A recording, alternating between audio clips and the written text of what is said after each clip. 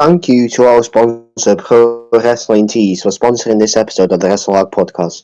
Pro Wrestling Tees is the official home of AEW, Impact Wrestling, New Japan Pro Wrestling, and home to your favorite wrestlers. Head over now and check out the merchandise they have this month. Download their mobile app and save big on promo items and get exclusive offers. Thank you to Pro Wrestling Tees for being a sponsor of the Wrestle podcast. Peyton, take it away. Hello, everyone, and welcome back to another episode of the Wrestle podcast. As we're doing our first ever wrestling roundup here on Spreaker. I am the trusted one paying cash as always. Joining me here today, as always, is the reigning, defending, undisputed Wrestle champion, Aled Thomas. Hi. And joining us as well is the Rant King Thomas Noble. What's going on? And the Joker, Ross Blocks. Hey, your OBS is unmuted for once. Yes, for once. So for those Guys, of you... I have bad news before you start. No hat? He doesn't have his hat. I've lost my hat. Oh, Again. not again, dude. Come on. Shouldn't be surprised because he's been doing it a lot recently. Not again, bro. I mean, yeah, I true. know. I will find my hat. I'll be back. Continue. Alright, so for those Now, of you... Go ahead. For those of you who don't know what we do on this typical set of podcasts, as we go over the week of professional wrestling, meaning we go over Monday Night Raw to AEW Rampage. Usually we would do this to SmackDown, but since there's an addition to AEW Rampage, we like to add that as well to our arsenal of Roundup. So, the Roundup will go as this. Ross will handle Raw, SmackDown, and NXT. I will handle Dynamite by AEW. Noble will do Impact, Rampage. And also, in many cases, if there is a pay-per-view by Impact, he will also cover that as well, which... Yeah, speaking of that, there was a pay-per-view last night, which is, I believe, Victory Road. Victory Road. Victory Road. So, Noble will end things off, I think, with Victory Road. Yes. Okay. With that being said, Ross, take it away as we go to Monday Night Raw. I'm back. Hey. But anyway, starting off Monday Night Raw was a promo segment between Bobby Lashley, Randy Orton, and Big E. Big E was pretty much coming out to say that he fully intends on cashing in Money in the Bank during the match between Bobby and Randy Orton. It's basically sending a message to both competitors before they get their match underway. Then, the next match we had was Shayna Baszler versus Charlotte Flair, where Charlotte had a quick interview backstage. Nia Jax didn't do much to help Shayna Baszler in her match, which gave Charlotte Flair the win over Shayna Baszler. But after the match, Alexa Bliss came out and gave Charlotte a little gift. And inside the gift was another Lily-type doll that looked like Charlotte. But its name was not Charlotte. Its name was Charlie. What a creepy doll. I also wonder Charlie where with a Y. Charlie from. Is it Charlie with a Y? Yeah, Charlie with a Y. Okay. It is indeed Charlie with a Y. Huh. What happened was Charlotte took the gift. She actually threw Charlie at Alexa's face, which caused a brawl between the two. Next up after that, we had the Viking Raiders and Drew McIntyre teaming up to face Veer, Shanky, and Jinder Mahal.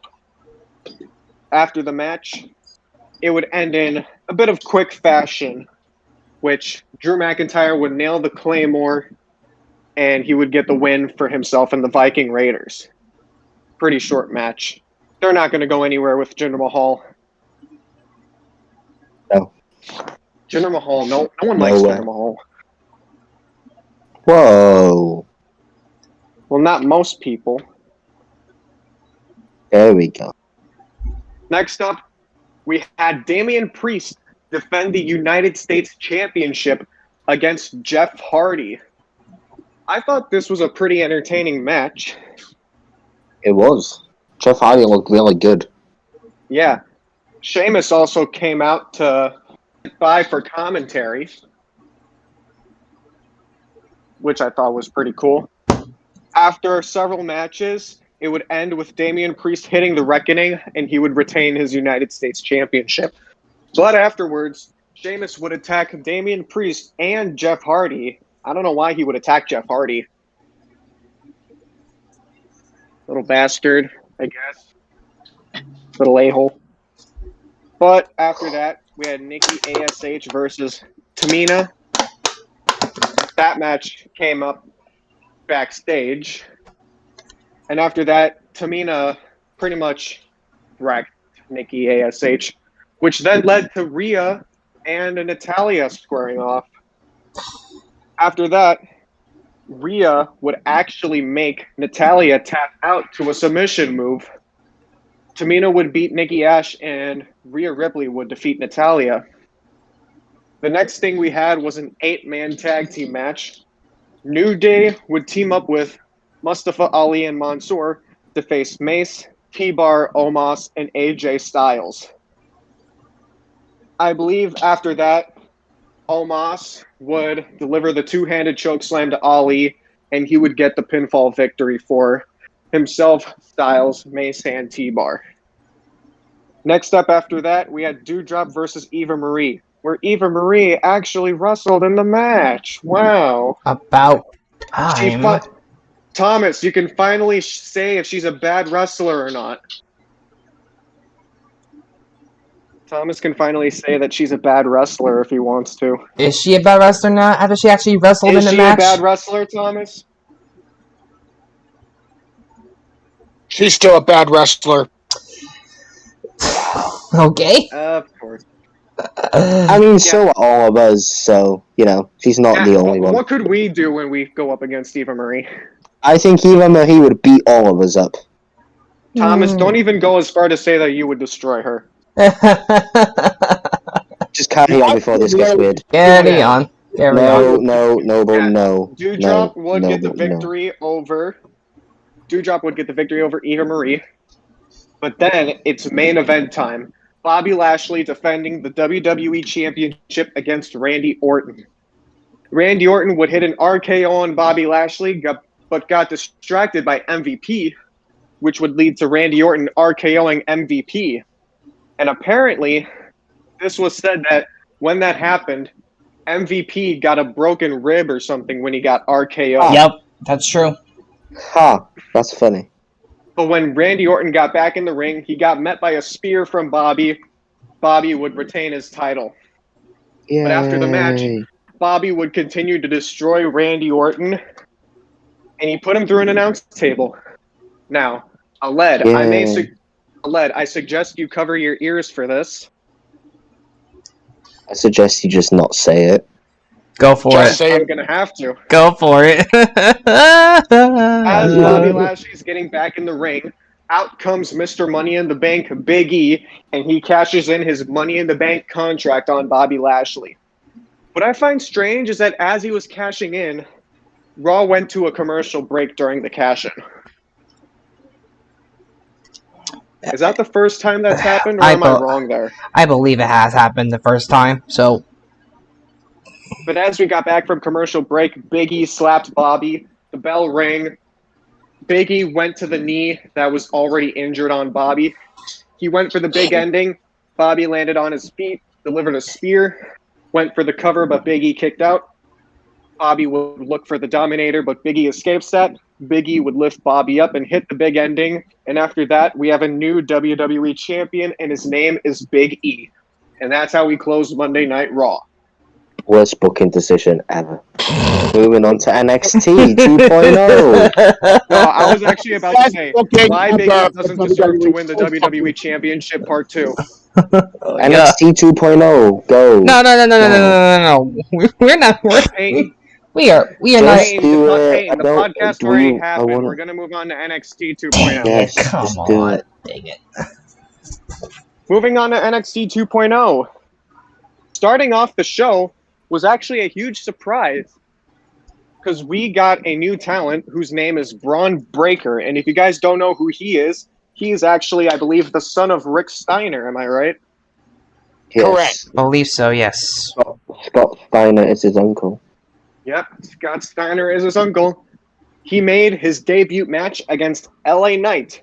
And surprising enough, LA Knight lost to Braun Breaker. I don't get why this match happened. I don't get why LA Knight was in this. Yeah, not sure what that was about. But anyway, after that match, we had Imperium going up against Brooks Jensen and Josh Briggs. It was basically kind of a squash match as Imperium would pick up the victory over those two. And then the next match would be the in-ring debut of B-Fab going up against Katrina Cortez. Katrina Cortez. There we go. And as you would expect, B-Fab would pick up the victory over Katrina Cortez. And then I think they confronted Legado del Fantasma afterwards, along with Elektra Lopez. Yep. And then next up, we would have Carmelo Hayes, the winner of this year's breakout tournament, go up against Duke Hudson. And the winner of that match would be... Actually, no, wait, hold on a second. I'm wrong about that, I think. Oh, no.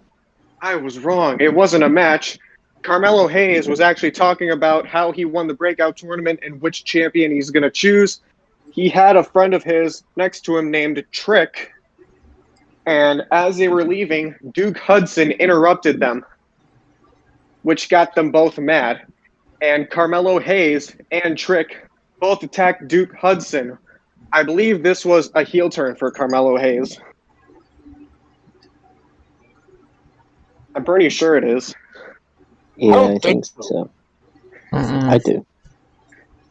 Why do you not think it's a heel turn, Thomas? Hudson is a heel. Is he? Yes. There can still be heel versus heel feuds. You know that, right? That's true. It can. But the next match we had was a women's tag team match. Casey Catanzaro and Kaden Carter against Gigi Dolan and JC Jane. The match would actually end with a disqualification as Mandy Rose got back, and we found out Mandy Rose decided to become a brunette. Yep. She's not a brunette. Mandy Rose went from a blondie to a brunette. She has brown hair. Mandy Rose 2.0. Mandy Rose 2.0 on NXT 2.0. Mandy Rose 2.0 on NXT 2.0. Yes. But eventually, Saraya would come out and make the save for Casey and Kaden, which would turn into a 6-woman tag team match, where in the end, it would be Mandy Rose picking up a victory for her team. Then the next match we had was, I guess, another squash match between Ridge Holland and Drake Maverick. Oh, yeah. Ridge Holland pretty much wrecked him. Yep. Drake Maverick got wrecked. For sure. Oh yeah, I forgot to mention this. As the women's tag team match was going on, Kyle O'Reilly got attacked backstage by Pete Dunne and Ridge Holland. He was supposed to compete in a fatal 4-way match for the NXT Championship, but they had to take him out. Yep. So, with that being made, they had to bring in a replacement, and the name of the replacement was Von Wagner. Strange guy. But we got the Creed brothers going against, I guess they're called local competitors. Jobbers at this rate. Yeah. Creed brothers from Diamond Mine. And the Creed brothers would defeat the local competitors. And they showed off a new member of Diamond Mine. What was her name? Ivy Nile. That was her name. Ivy Nile, who is a new female wrestler who is a part of Diamond Mine. And she is very jacked. She's very jacked.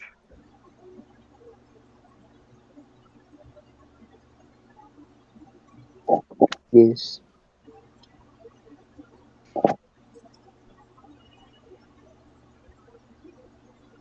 Ross, what happened? Ross?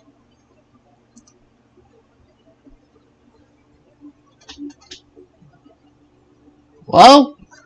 Ross? Did we lose him? And he crashed. Yes, he did. Alright, am I back? Am I back? Crash. Okay. Oh, there Okay. you go. Anyway, I was talking about Ivy Nile, the new member of Diamond Mine. Yes. We're good with that? Yes. Alright. Now, we get the main match of the show, which was Tommaso. I think you forgot something. What did I forget? Kushida came back. Oh yeah, that's right. Kushida came back, and they announced that the next week, Kushida would defend his Cruiserweight Championship against Roderick Strong. That's going to be happening Tuesday. But next after that was the main match of the show. Tommaso Ciampa versus Pete Dunne versus LA Knight versus Von Wagner for the NXT Championship. And after that match, 900 days it's been since Tommaso Ciampa and Goldie were together. And now they're finally back together as Tommaso Ciampa is the new NXT champion. We were all wrong about this. Mm-hmm. Me and Led had Pete Dunne winning. I think everyone had Pete Dunne winning. I know some people in the comment community had LA Knight winning, which I That's found just stupid. weird. Yeah, it is stupid. I mean, Ciampa was one of my two picks as well. Yeah, but Pete Dunne was like the favorite. Mm-hmm. Yeah, Now it was. we get to the main event of the show, which was the wedding of Index. You had Johnny Gargano and Candice LeRae. Well, Candice LeRae was sitting by as Johnny walked Indy into the ring for the wedding. Indy will talk about how much she loves Dexter. She says, "I do." And before it ends, this is going to be shocker of the night. Dexter Lumis walks up to the microphone, uses his words, and says, "I do." And then they kiss. And this actually ended happy and not chaotic. The only wedding in WWE history that is a happy ending. For what? Well, what about Macho? What about the one with Macho Man? Didn't that go chaotic as well? Because Well, to be fair though, the guy Dexter, he had an axe. Yeah. He did beat up the guy that was officiating the wedding. So then Yeah. Beth Phoenix did have to come in. Mm-hmm. Guess Beth Phoenix is now Other a than that, you went ordained fine. minister. They kissed, and backstage we had Tommaso Ciampa watching, and we got a confrontation backstage between him and Braun Baker. That could be our next NXT Championship match. What do you guys think? It might be. It actually might be. They see a lot of potential in him, clearly, so maybe. Considering he's the nephew of Scott Steiner. Yeah, Hashtag Steiner math. for sure. But that does it for NXT. And now, with AEW Dynamite, we have Peyton Cash. Okay. This guy right over here. That guy. FG2J. Just the botch himself. Hey! The botch guy of Wrestle Arc. I Yes. botch stuff, so shut up. Yes. Why don't you botch up? Okay. Alright, for AEW Dynamite, we were live at Newark, New Jersey at the Prudential Center. As before everything got started, CM Punk actually started the show as he jumped into the crowd and interacted with the fans at ringside before he sat down to join the commentary team because he was the special guest commentator for a good part of the show. First match was Adam Cole's debut match between him and Frankie Kazarian. And there was literally no shocker as these two competitors had a good opening match for Cole, as Cole would hit the last shot to Frankie Kazarian and got the win, making him 1-0 in AEW. And then he had a promo and says his usual catchphrase nowadays, "Who's ready for story time with Adam Cole, baby?" He then needs to get that on a shirt. Yes, please get that on a shirt. I will buy it. And then he said, "Hope is a dangerous thing." He also says the guys in the back hope to be better than the Elite. And then he calls out Christian, Jungle Boy, and Luchasaurus and proposes to face each other in a 6-man tag team between him and the Young Bucks. Next week, I think. It might be at the Grand Slam. No, he said yeah, next week. Oh, nice. The Lucha Bros and the Butcher and the Blade had tandem promos. It set up a tag team title match involving the two teams on Rampage.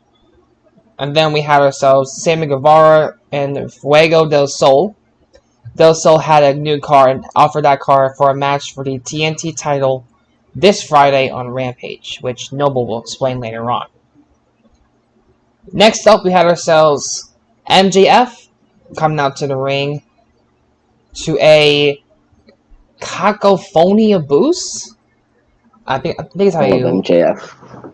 Yeah, he said that the crowd should be sympathetic of him because he was the armpit of the world, New Jersey.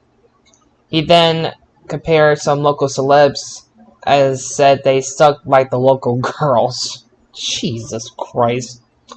The crowd chanted to shut the F up. He said no, and he doesn't care. He said he's a religious man and wanted to talk about the spirit of Brian Pillman. He looked down toward hell. He then said that he and his looked down toward hell, yes. He and his wife made the worst second-generation wrestler, and that if he comes next week, he'll be joining him. He then tried to hit his line. Brian Pillman's music hit, and he entered the ring with a chair. Wardrobe pulled the chair away. MJF ran. Pillman then ran off Wardlow with the chair. JR and Brian Pillman Jr. were backstage. He told the story of how he heard about Brian. He said that he felt bad last week after MJF carried his family out. He asked if MJF was going to get his butt kicked. Pillman Jr. was moved to tears. He said that he was fighting for his life, that he was never faced with wrestle like him. He also said, lastly, that he was stepping into the ring with not any man, but a Pillman. Christian Cage and Jurassic Express were backstage. Jungle Boy says he has better friends and better hair. Cage cut off Jungle Boy and said that they accept the challenge. So, it looks like it's official for next week. Then our second match of the evening was number 2 ranked FTR going up against the top high flyers in AEW, Dante Martin and Matt Sydal. They were literally almost teamed up on Dax Harwood, but either way, the winner by Big Rig in 10 minutes was FTR. And then it was a situation dealing with Minoru Suzuki. Lance Archer and Suzuki had a video about challenging Moxley and Kingston to a tag match between the two of them. And then we had ourselves appearance of Malachi Black. He asked members of the House of Black to rise, and he said he had an enemy. The camera cut to Rosario Dawson, who was in the crowd. She entered the ring area, and Black came out to meet her. Cody ran down to the ring and fought off Black. The two men battled in the crowd, and as you guys may have already seen the videos, Grimm, the YouTuber who does his own wrestling business on his own YouTube, he kind of acted like he punched Black as well. But only theories will tell. Next up, we have ourselves a video package promo about the Bunny and Anjay was shown, setting up a match of this Friday at All of Rampage. It cut to the Dark Order. Evil Uno cut off Anjay. Reynolds cut out Uno, and they all fought. So basically, Dark Order is done. So much for Bray Wyatt being the new leader. Yep. For sure. Next up, we have ourselves Dan Lambert with this guy. American Top Team with the Men of the Year. He did some heel talking as some Jericho music hit. It was cut off as the crowd sang the rest of the song, yada yada yada. Lambert and Jericho went back and forth with jokes. Jericho said he fights MMA fighters backstage and that Hager is undefeated, which is actually true. He threatened to kick Lambert's teeth out, and then he set up Jericho versus Hager versus the Men of the Year at Grand Slam. The Gun Club had a video about why they turned on Paul White. They said that they're an undefeated team and that they demand respect going forward. Up next, we have ourselves Jade Cargill versus Hayla Hirsch. Cargill beat the number 3 ranked women in the women's division. And Cargill literally beat the hometown girl in Hayla Hirsch as Cargill hit her finishing move. Noble, what is her finishing move? Because it doesn't explain it on the website.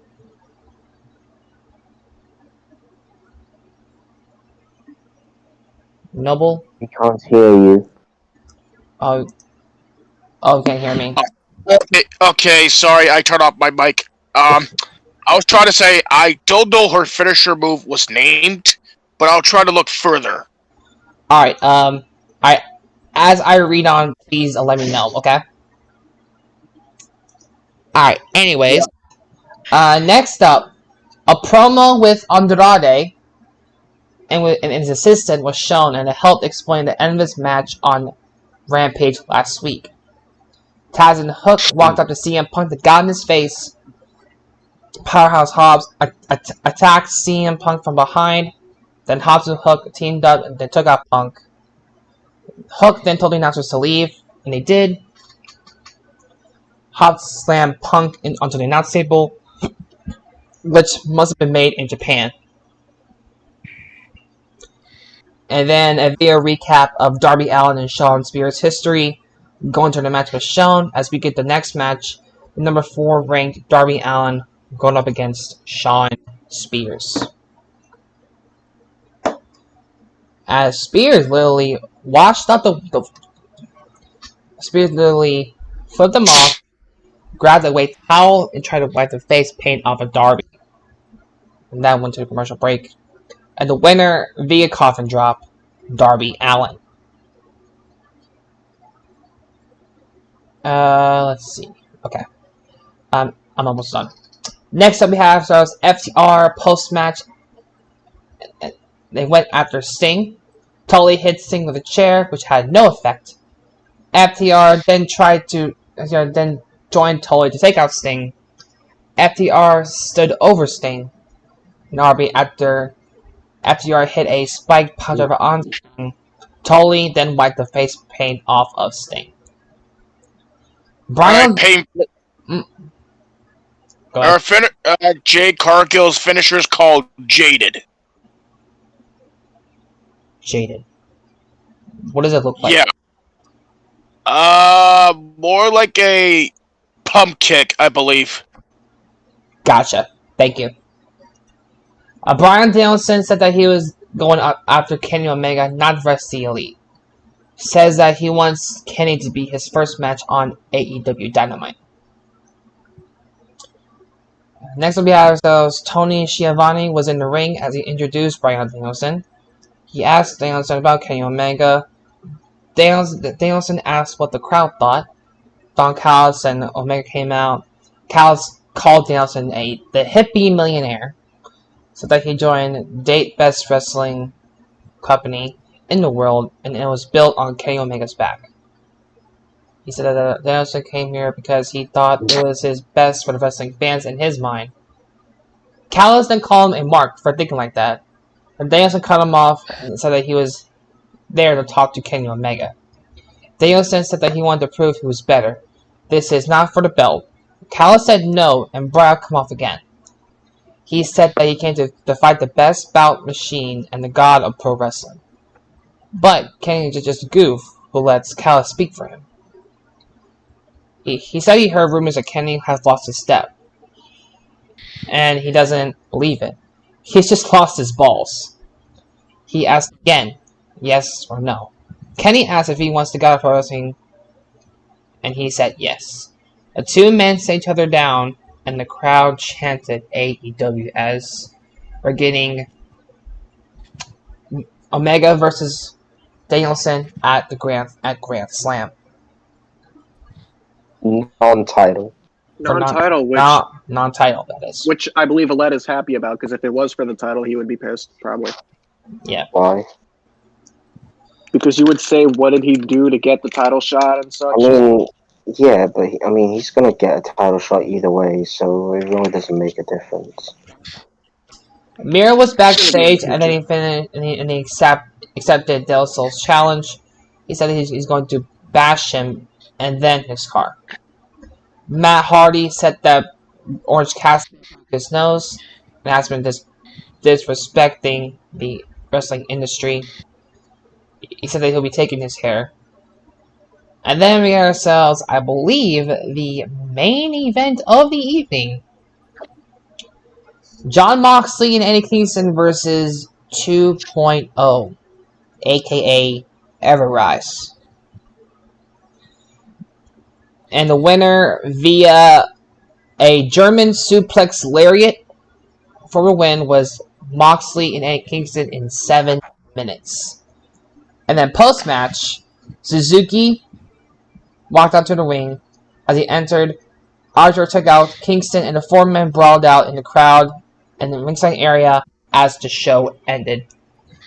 As now we end AEW Dynamite. And now we move on to Impact Wrestling. Noble? Guess I didn't see what I put in Discord. All yours, buddy. Thank you. We started Impact Wrestling with Violent by Design with Eric Young and Joe Doring against Decay with the team of Black Taurus and Crazy Steve. Wait a minute, hold on, Noble. Before you continue with the AEW the Impact, we must hear a word from our sponsor, ProWrestlingTees. None. Is Alette there? No, he is not here, but he will still say it. He's not mentally here, but he's physically here. Okay. Thank you to our sponsor, ProWrestlingTees, for sponsoring this episode of the Wrestle Out podcast. ProWrestlingTees is the official home of AEW, Impact Wrestling, New Japan Pro Wrestling, and home, excuse me, to your favorite wrestlers. Head over now and check out the merchandise they have this month. Download the mobile app and save big on promo items and get exclusive offers. Thank you to ProWrestlingTees for being a sponsor of the Wrestle Out podcast. Okay, now Noble, you may continue with the Impact Wrestling. Of course. As I was trying to say, we started Impact Wrestling with Violent by Design, Rhino and Diener, accompanied with Eric Young and Joe Doring, against Decay, with a team of Black Tarus and Crazy Steve. And the winner by by a jumping DDT is Decay. I'll just go for the matches real quick. Next match, TJP against Petey Williams.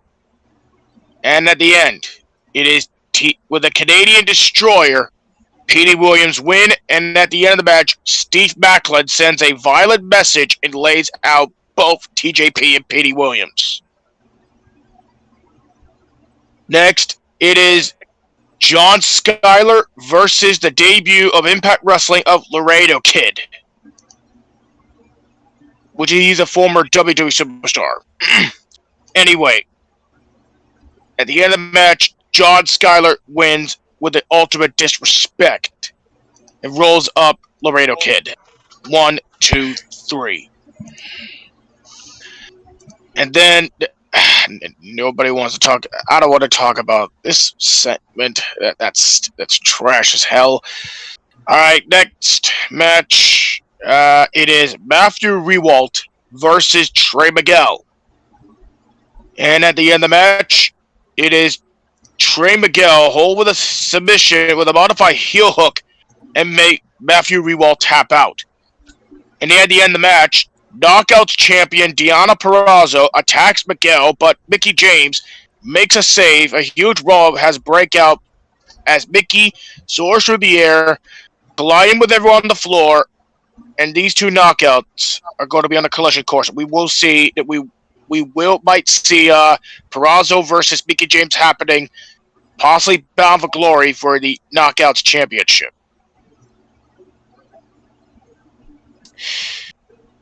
And then we got the main event of the evening, the Impact World Champion Christian Cage, the X Division Champion Josh Alexander, Chris Sabin, Eddie Edwards, and Sami Callihan against Ace Austin, Madman Fulton, Brian Myers, Moose, and W. Morrissey. And the Babyfaces wins the match, and that's how we end Impact Wrestling. Wait, didn't Morrison? Oh no, wait, never mind. That was on Victory Road. Never mind. I'll talk about that later. That's in Victory Road, which I'm going to talk about at the end of this segment. Yeah. Hardcore country. Oh no! I said she's gonna get a title match. I called it. But the question is, can Mickie James win the title over Purrazzo, though? No. I'm just gonna put her over. Well, she should at least. Anyway, time now for SmackDown. Yep. SmackDown. The best show of them all. What's there? This guy right here, he was at SmackDown, ladies and gentlemen. I was on TV. Yes, you were. I was on TV. Mom, I'm proud. Mom made it. Mom, wait, actually, Mom was with me, I think. Oh, I'm going to say this to you. You are a lucky bastard. Hey, it's not my fault it was my birthday. True. But anyways, let's talk about Friday Night SmackDown. We started off the show with the Bloodline coming out, talking about Brock Lesnar and Finn Balor. And they're talking about how they're afraid of Roman Reigns. And as Paul Heyman is about to get to Brock Lesnar, out comes the new WWE Champion, Big E. He came out to confront Roman Reigns, and then out came Finn Balor. Finn Balor would come out to confront the Bloodline. This would start a match between the Usos and Big E and Finn Balor.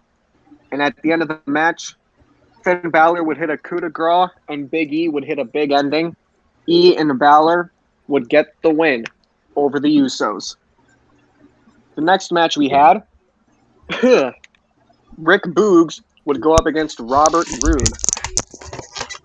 And you could probably guess. Rick Boogs defeated Robert Roode. But after the match, they were attacked by Apollo Crews and Commander Aziz. Apollo Crews came out demanding a rematch against Shinsuke Nakamura for the Intercontinental Championship. We're getting that next week on SmackDown.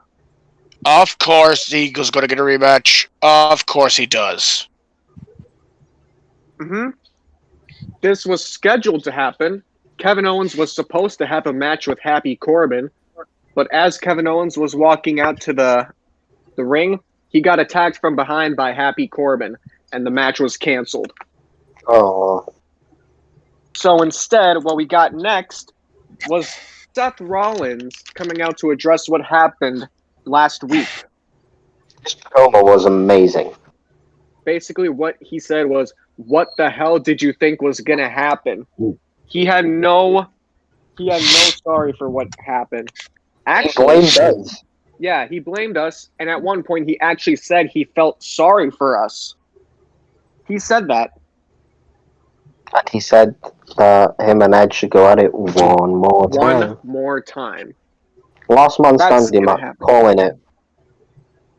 It's got to be a last man standing match. Has to be. What if they make it an Iron Man match or something? Could, but last man standing makes more sense, really. Or I quit. Maybe. But the next match we had was a women's tag team match. Toni Storm and Liv Morgan would battle Carmella and Zelina Vega. This is my strange. Carmella. Toni Storm? Yeah, Toni Storm. Whoa. Liv Morgan and Toni Storm would get the win because Carmella landed face first into the turnbuckle and she apparently hurt her nose. After the match happened, Morgan grabbed a microphone and challenged Carmella to a match at Extreme Rules. That match has been confirmed. That's Carmella's fault for this. That's her fault, her own fault that she hurt her own nose. Yeah. And then next up, for the third week in a row, Sami Zayn versus Dominic Mysterio. Oh, this rematch. Dominic was really close to winning, but Sami got the knees up, which had Sami roll up Dominic for the win again. Of course, he was going to get the win. And then, for the main event of the show, it's gotta be Kane. Kane came back, yeah. The mayor of Knoxville County came up to the show, as the show was in Knoxville. At the University of Tennessee. Yep. They were celebrating Bianca Belair's homecoming, where Kane gave Bianca Belair the key to Knoxville. They decided to sing Rocky Top, but then it got interrupted by Becky Lynch.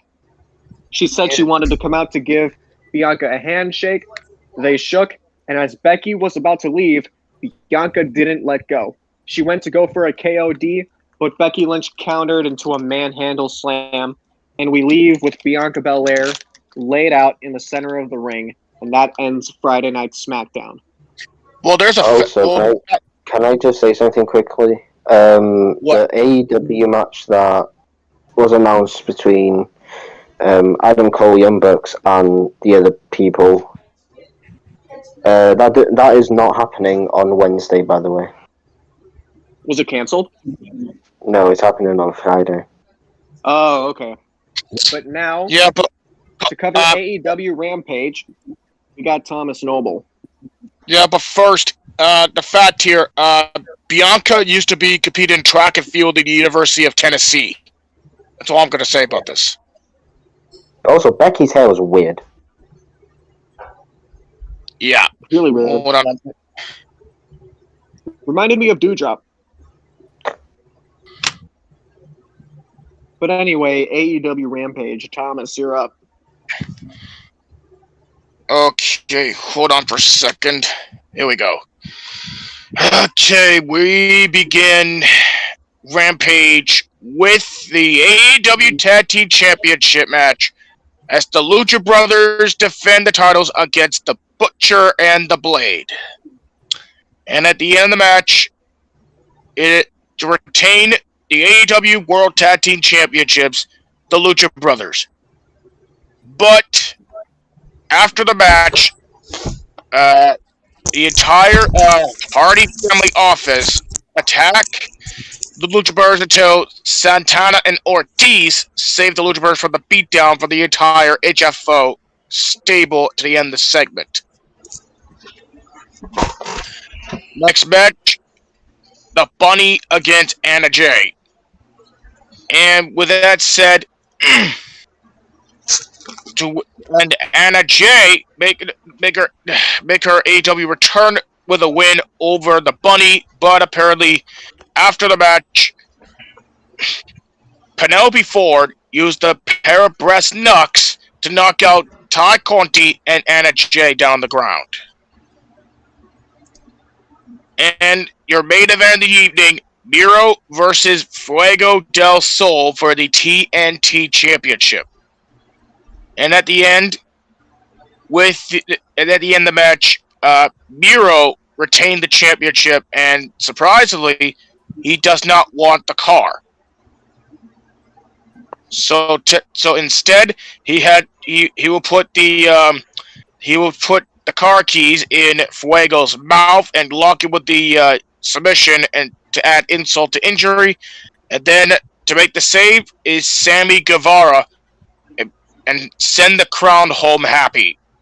And we will see, and we possibly might have a chance to see Sammy Guevara versus Miro for the TNT Championship in the near future. And that is how we end Rampage. I would like to see Sammy Guevara become the TNT champion. Yeah, me too. Be interesting. He's very well over with the crowd. Yeah, yes. He still has Jericho on his side, so, you know. Yeah, inner circle.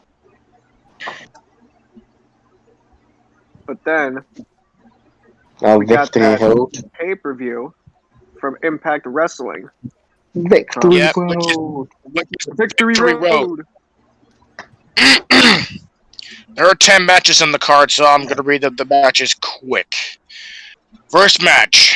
It is Steve Maclin versus P.D. Williams. However, at the end of the match, it is Steve Maclin with a win over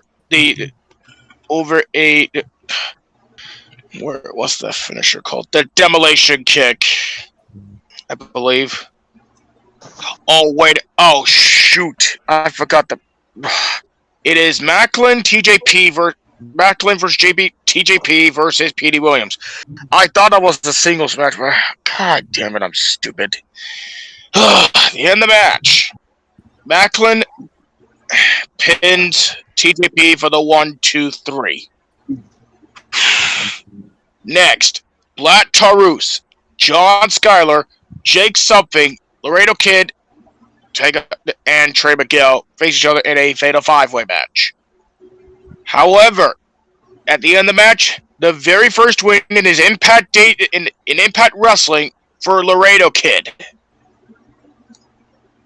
He beat Black Taurus, John Skyler, Jake Something, and Trey Miguel. Next, we get Tenio Dashwood accompanied with the Influence, which I do not like that stable name at all, against Taylor Wilde with Jordan Grace and Rachel Ellering. And at the end, Taylor Wilde win with a spotlight kick. I mean, avoid the spotlight kick and then her signature, the German suplex, to win the match. Next, we get Rahit Rashu against Matt Cardona. And in a no disqualification match. And at the end of the match, Chelsea Green returns and attacks Rahit, while Cardona capitalizes with radio silence and beats Rahit Rashu to win the match. And next match, Chris Bay and Coolio, which is known as the Bullet Club, against Finjuice. And at the end of the match, Bullet Club beats Finjuice. Next match, it is Moose and W. Morrissey against Sami Callihan and Eddie Edwards. And in the match, I do not like the result at all. It is Moose and W. Morrissey. And at the end of the match, Morrissey went too far and powerbombs Eddie's wife, Alicia, in the middle of the ring. That was awesome.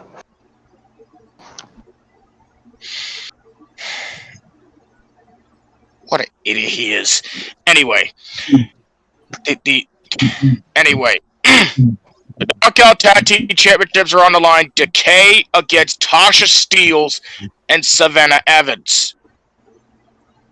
But the end of the match, and still Impact Wrestling Knockouts Tag Team Champions, Havoc and Rosemary, Decay. Next match for the Impact World Tag Team Championships, the Good Brothers, Doc Gallows and Carl Anderson against Rich Swann and Willie Mack. And at the end of the match, as winner and still tag team champions with the Magic Killer, the Good Brothers. And then next match, what might be the best matches I've ever seen out of this pay-per-view. Josh Alexander versus Chris Sabin, the former 8-time X Division champion for the title.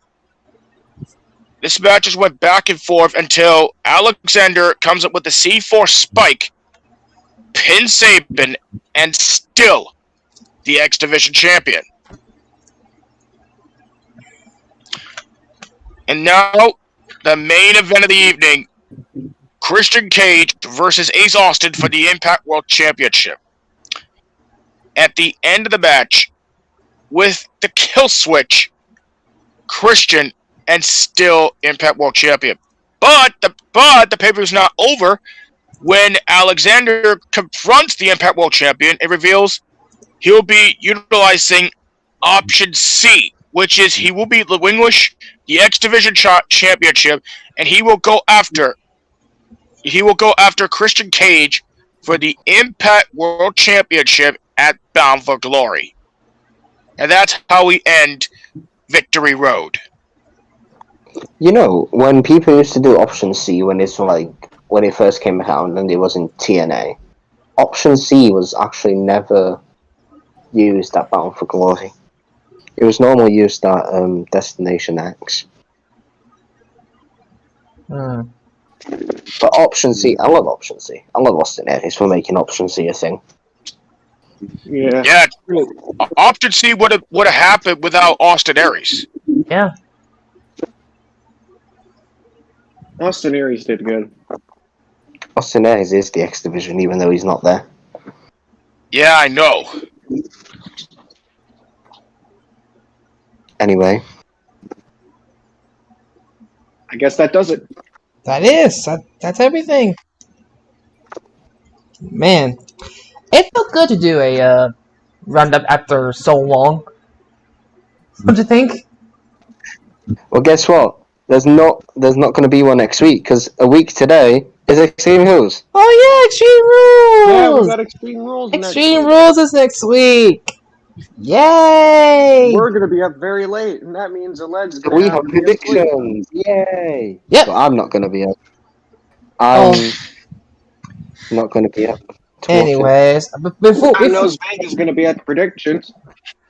No, Vega will be before we end things off here today, let's hear one more time for our sponsor.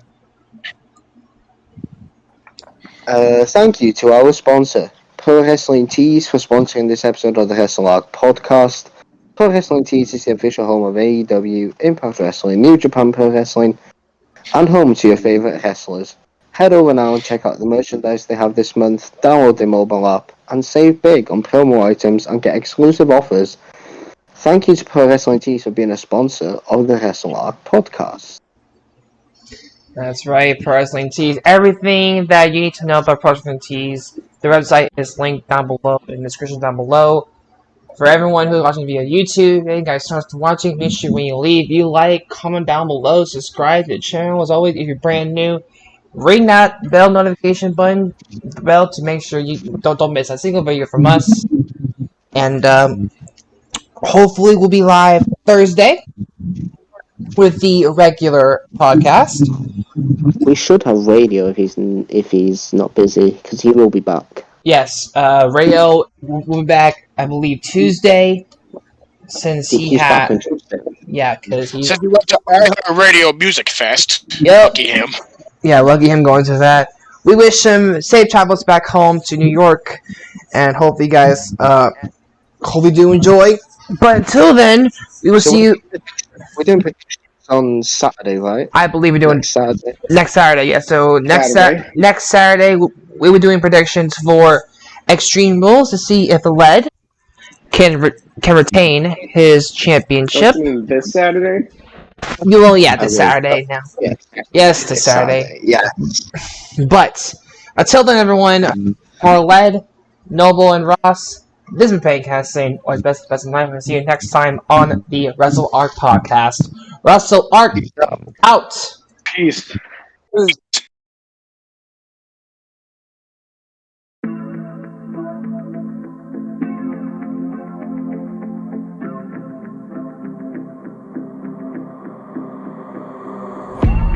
Growing up ain't easy. Too many things to do weekly. Too many thoughts to think deeply. Too many thoughts to be sleeping. Yeah, oh my god, I'm not eating. I feel so empty, I'm receding.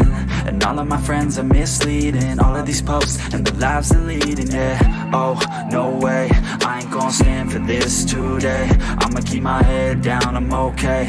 I don't wanna listen to a word they say. And we all know fear is a slogan, yeah. And we all feel broken, yeah. And we all outspoken. Need someone who could just so sometimes I struggle in this place. Been in circles several days, never knowing the right way. Yeah. Sometimes I struggle in this place. People look the other way, and we all deal with our